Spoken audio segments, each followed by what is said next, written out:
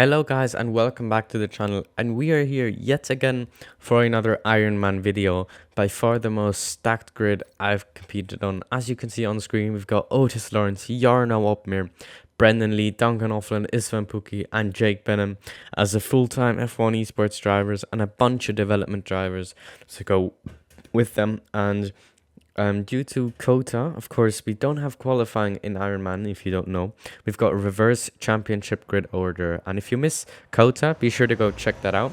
But since we finished in P6 there on our debut, we are starting P7 here today, and we get an electric start off the line. Little tag there by the Merc, but we get the jump on two cars. We're up in 5th, but now we have to get through turn 1, through sector 1 cleanly. That is the real difficult part. I'm going quite wide here, could have been a bit tighter, but in the end we get the move done and we are up to P5. So we've gained 2 places already, which is a really good start. But once again, as in COTA, I quickly noticed that I'm down on top speed. I should have gone lower wing, even lower than I already did. But yeah, you can see our teammate gets tagged around there, so we're up into P4. So this was a really neat start to my second race, from P7 up to P4. And then here we are on lap number 17. We've got Duncan O'Flynn behind us and Jake Benham. Duncan already has a 3-second time penalty, and I'm actually gonna cover off the undercut.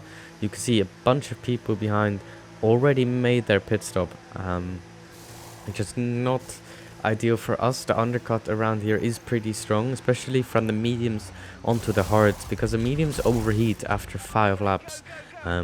So yeah, that was really not ideal. Might be a reason to increase the tire pressures, but nonetheless, out of the pit lane, you can see we're going to rejoin. We're going to be undercut by all 3 cars that were behind us, which is really annoying because we just lost 3 positions, and unless we undercut on the next stint, we were basically unable to make any inroads really. We can see Jake Benham, he's got lower wing than me. I could have drained my whole battery, but I didn't really see a point, so I let him go. He had a 3-second time penalty as well already on lap 25.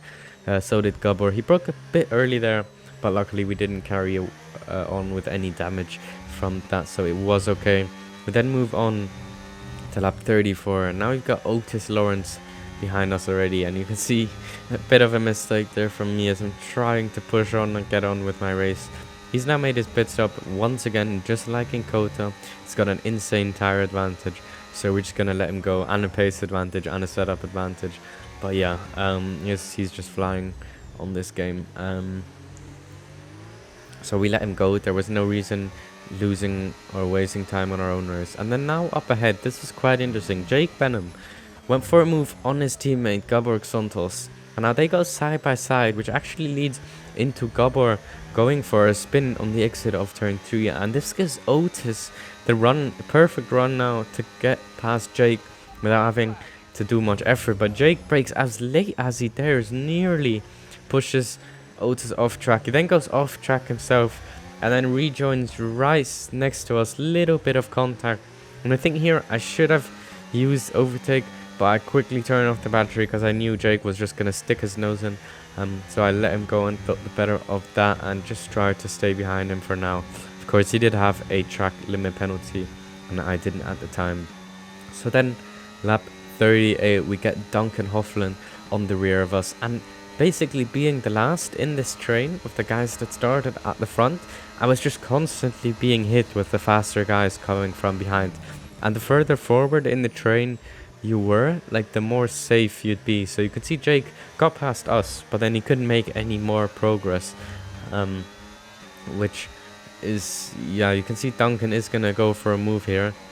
Not the smoothest or cleanest of moves, but once again we don't get any damage from that. He does have the better tires, so it's fair play. Now we've got Luca and Cameron behind us, but we're actually going to decide to pit on the end of lap 42, and the whole aim of this undercut was to get in front in the train, to be able to chill behind the Ferrari of Riccardo Benzoni and the Merc. They were just at the front of the train for the past 30 laps pretty much since the pit stop, so my goal was to undercut and then just be able to sit behind them, and Ricardo actually sped into the pit lane, and Jan had 9 or 6 seconds of time penalties, I don't know.